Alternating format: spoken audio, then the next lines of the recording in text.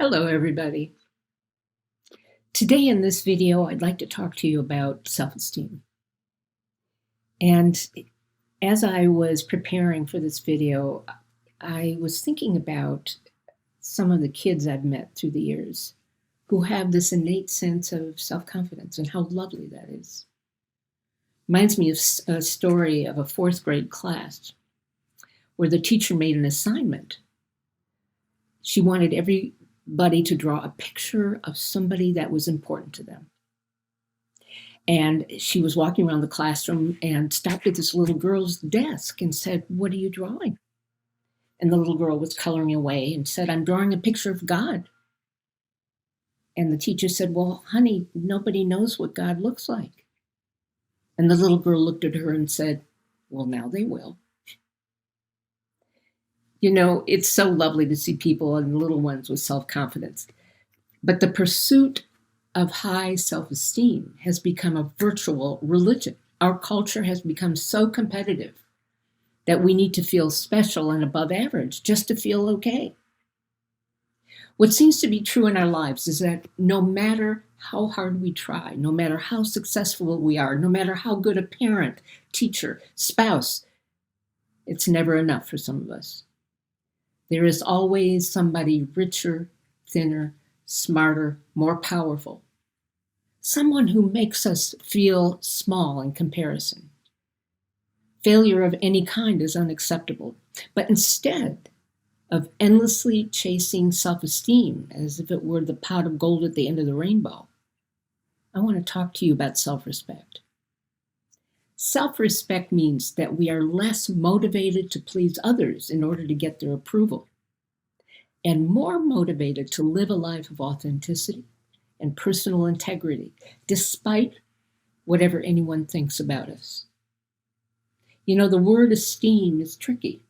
To esteem anything is to evaluate it positively and hold it in high regard. But evaluation gets us in trouble, doesn't it?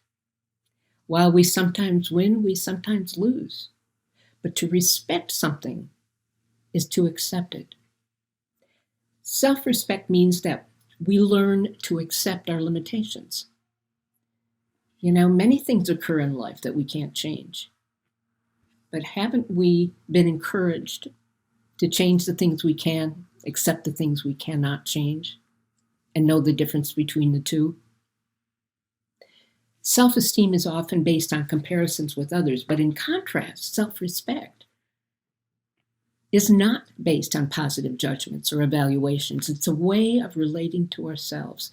People feel respect for themselves because they have something called self-compassion, not because they're special or above average. Self-respect grows out of self-compassion and acceptance. And self-respect isn't contingent on success. That way, whether we're on top of the heap or the bottom of the heap, we can embrace ourselves with a sense of kindness, connectedness, and emotional balance. We can learn to feel good about ourselves, not because we're special, but because we are human beings intrinsically worthy of respect. And by the way, when I say self-compassion, I don't mean self-pity. Self-pity is anger in a party dress. So show me somebody who feels sorry for themselves, and I'll show you an angry person. Compassion is not self-indulgent. I had a bad day, so I'm going to eat a quart of ice cream. Self-compassion involves being kind to ourselves when life goes awry. Being kind to ourselves when we notice something about ourselves we don't like, rather than being cold or harshly self-critical. Self-respect recognizes that the human condition is imperfect.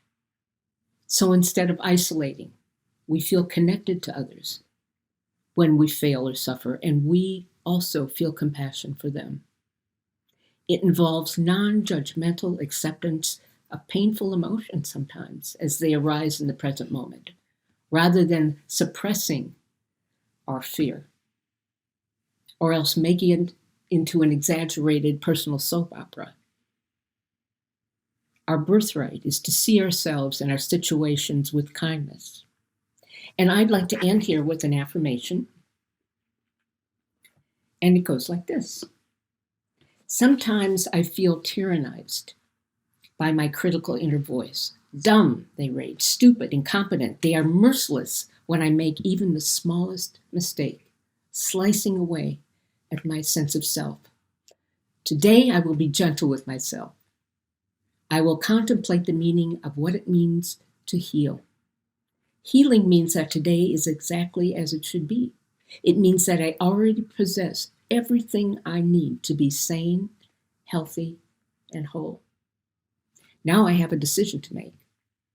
Either I can become obsessed about my blemishes, which will open me to the attacks of my critical inner voices, or I can back off and take a more expansive view of my life. Today, I choose to take the life-giving view of who I am. I know I am exactly where I should be at this point in my journey. Please be gentle with yourselves. Until next time.